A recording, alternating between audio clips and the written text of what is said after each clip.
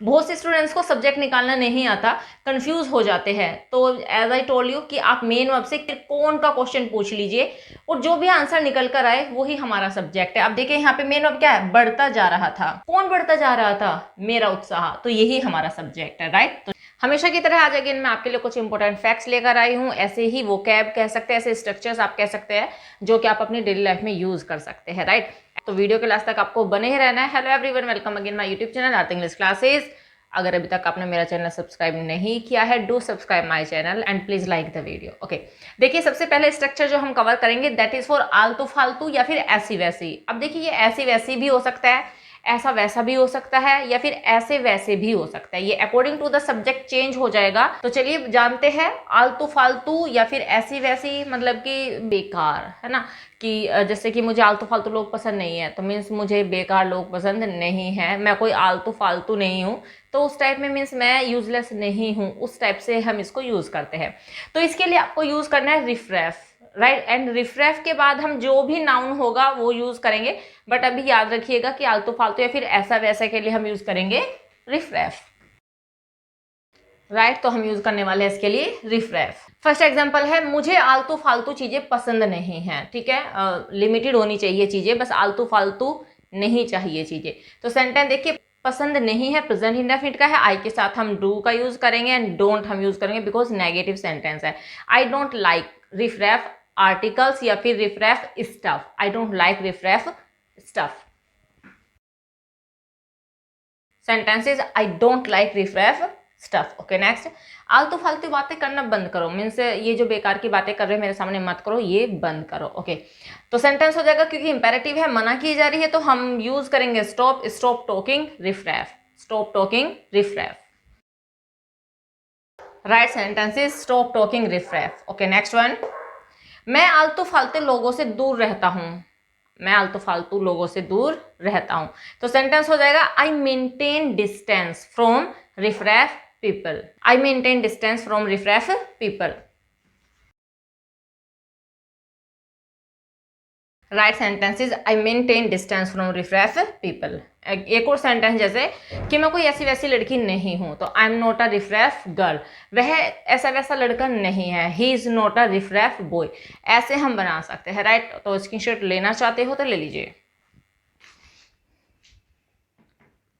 Hope समझ में आ गया होगा ये आपके लिए यूजफुल भी होने वाला है। तो चलिए नेक्स्ट स्ट्रक्चर देखते हैं। नेक्स्ट वन इज भावनाओं का बढ़ना। देखिए यहाँ पे भावनाओं का बढ़ना मैंने इसलिए लिखा है क्योंकि जब भी हम भावना भावनाएं, इमोशंस, एंगर का होता है, लव का होता है, हेट का होता है, एग्जाइटी होता है, एक्साइटमेंट होता है, तो ये सारे के सारे हमारे इमोशंस होते हैं। और जब भी हम इमोशंस के बढ़ने की बात होती है तो इमोशंस के अलावा बहुत सारी और चीजें हैं जो बढ़ती है, जैसे कि दाम बढ़ जाना, है ना, या फिर कह सकते हैं पॉपुलेशन बढ़ जाना। तो कोई भी चीज बढ़ सकती है, लेकिन उनके लिए हम इंक्रीज यूज कर सकते हैं। आप आई थिंक यूज भी करते होंगे कि बढ़ गए, दाम बढ़ गए हैं तो इंक्रीज हो गए हैं रेट, ऐसे हम यूज करते हैं। बट जहां पर भी इमोशंस के बढ़ने की बात होगी वहां पे हम इंक्रीज यूज नहीं कर सकते, राइट। तो अगर अब तक आप इंक्रीज यूज करते होंगे तो उसको आप बंद कर दीजिए, बिकॉज वो टोटली इनकरेक्ट है। इसकी जगह पे आपको यूज करना है बबल अप। जब भी इमोशंस बढ़ने की बात होगी तो हम यूज करेंगे बबल अप, राइट। तो हम यूज करेंगे बबल अप एंड बबल को हम यूज करेंगे अकॉर्डिंग टू द टेंस। तो चलिए एग्जांपल से समझते हैं।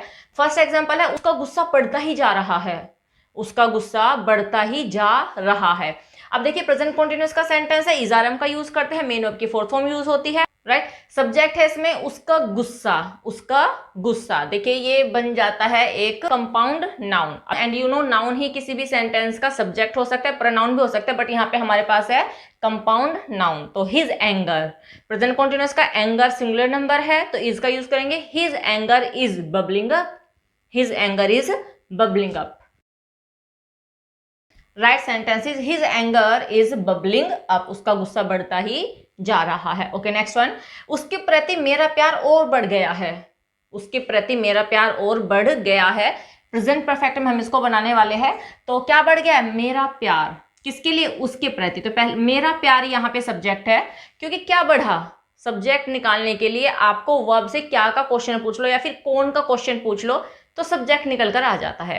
तो क्या बढ़ा, मेरा प्यार, तो यही हमारा सब्जेक्ट है। माई लव फॉर हिम और her has bubbled up, my love for him has bubbled up,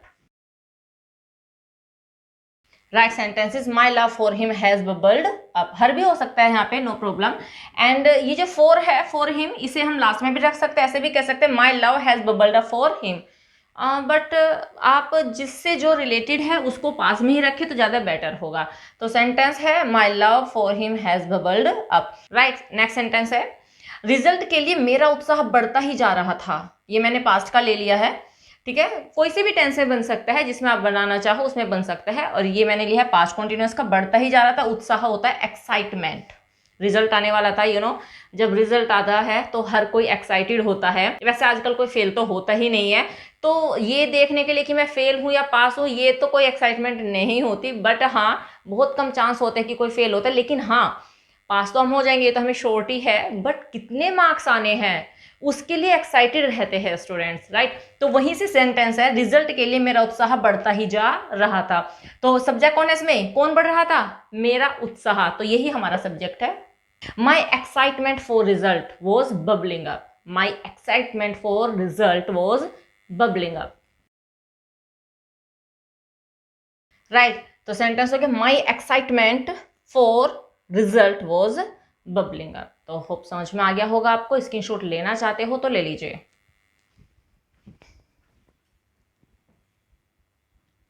hope ये फ्रेज भी आपके लिए इंपॉर्टेंट होने वाला है एंड आप इसको यूज भी करने वाले हो। तो चलिए नेक्स्ट स्ट्रक्चर देखते हैं। नेक्स्ट है अच्छा खासा कह लीजिए या फिर अच्छी खासी, अच्छे खासे।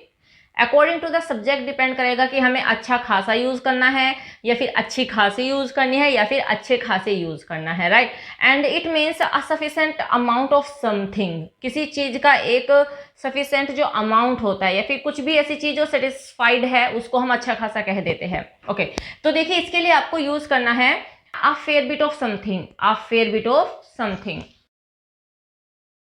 राइट। तो इसके लिए हमें यूज करना है a fair bit of something. Something means जिस भी अच्छे खासे की बात होगी उसके लिए जो भी नाउन होगा वो हम यहाँ पे यूज करने वाले हैं। तो चलिए सेंटेंसेस देखते हैं। फर्स्ट सेंटेंस है तुमने अच्छी खासी जॉब छोड़ दी, मीन्स जो जॉब तुमने छोड़ी काफी अच्छी थी, छोड़नी नहीं चाहिए, तो अच्छी खासी जॉब थी वो जो तुमने छोड़ दी।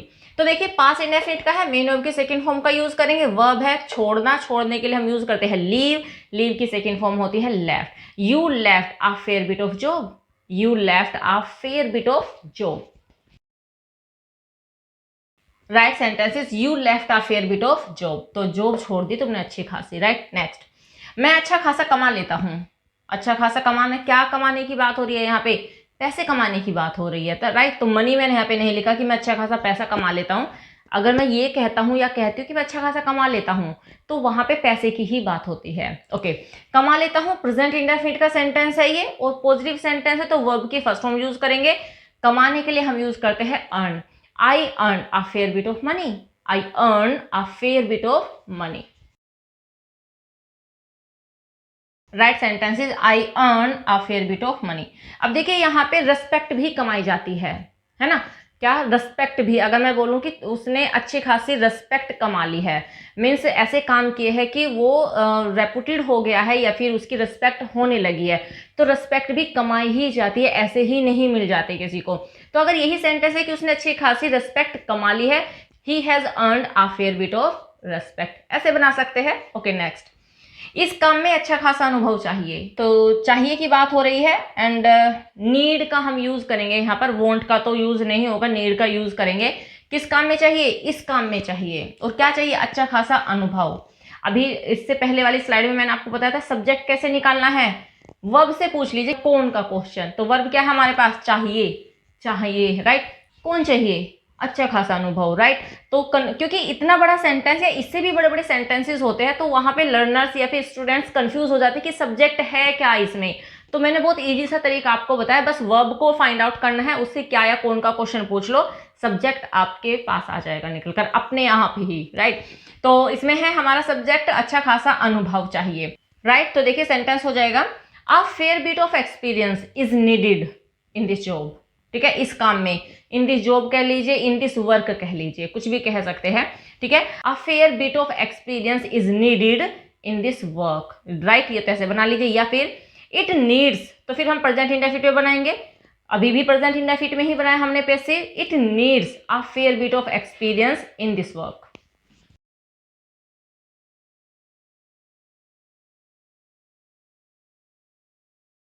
Right sentences, a fair bit of experience is needed in this job. Needed की जगह पे हम रिक्वायर्ड भी कर सकते हैं, दोनों कंडीशन ठीक होगी, दोनों वर्ब ठीक होगी, या तो नीडेड यूज कर लीजिए या फिर रिक्वायर्ड। होप समझ में आ गया होगा, स्क्रीनशॉट लेना चाहते हो तो ले लीजिए।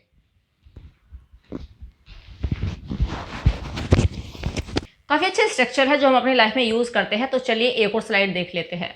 नेक्स्ट है किसी को पटाना, रिझाना या फिर फंसाना। तो देखिए तीनों में से कुछ भी यूज कर सकते हैं, ठीक है। किसी को पटाना, किसी को रिझाना, मीन्स रिझाना मतलब कि खुश कर लेना, या फिर किसी को फंसाना। अब देखिए यहाँ पे फंसाना किसी क्राइम में फंसाने की बात नहीं हो रही है, या फिर किसी मुसीबत में फंसाने की बात नहीं हो रही है। फंसाना मतलब कि किसी को लिए परसुएड करना, लव करने के लिए, तो उसको कहा जाता है फंसाना। It means to try to gain love of someone, means किसी का प्यार पाने की कोशिश करना, उसी को कहा जाता है फंसाना, रिझाना एंड पटाना। तो देखिए इसके लिए यूज करना है to woo someone, to woo someone, right. तो इसके लिए हम यूज करेंगे टू वू समवन। समवन में जिसे भी पटाने की बात होगी, जिसे फंसाने की बात होगी, वो हम यहाँ पे यूज करेंगे। तो चलिए फर्स्ट एग्जांपल देखते हैं। लड़की पटाना तुम्हारे बस की बात नहीं है। अब यहाँ पे मैं दो फ्रेज आपको बताने वाली हूँ, एक इडियम बताने वाली हूँ एंड एक आपको फ्रेज जो कि हम ये यूज करने वाले हैं टू वू समवन। दो आप यहाँ पर सीख के जाने वाले हो। देखिए बस की बात होती है कप ऑफ टी, बस की बात के लिए हम लगाते हैं कप ऑफ टी। एंड लड़की पटाना तो भाई हम वो ही यूज करने वाले हैं। तो चलिए बनाते हैं।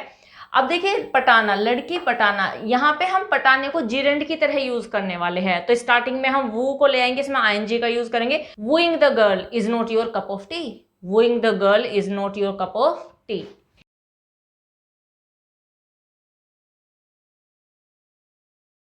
Right sentences, wooing the girl is not your cup of tea means लड़की पटाना तुम्हारे बस की बात नहीं है। ओके नेक्स्ट वन, तुमने उसे कैसे पटाया। किसी से हम पूछ रहे हैं कि तुमने उसे कैसे पटाया।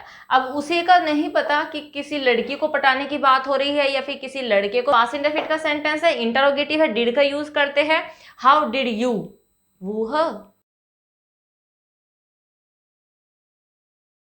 Right sentence is how did you woo her, तुमने उसको कैसे पटाया। ओके नेक्स्ट, लड़की पटाना तो कोई तुमसे सीखे। भाई तुम काफी एक्सपर्ट हो लड़की पटाने में, तो कोई तुमसे सीखे, राइट। तो कोई के लिए यहाँ पे हम एनीवन यूज नहीं करेंगे, वन का यूज करेंगे। Learn to woo a girl from you, one should learn to woo a girl from you.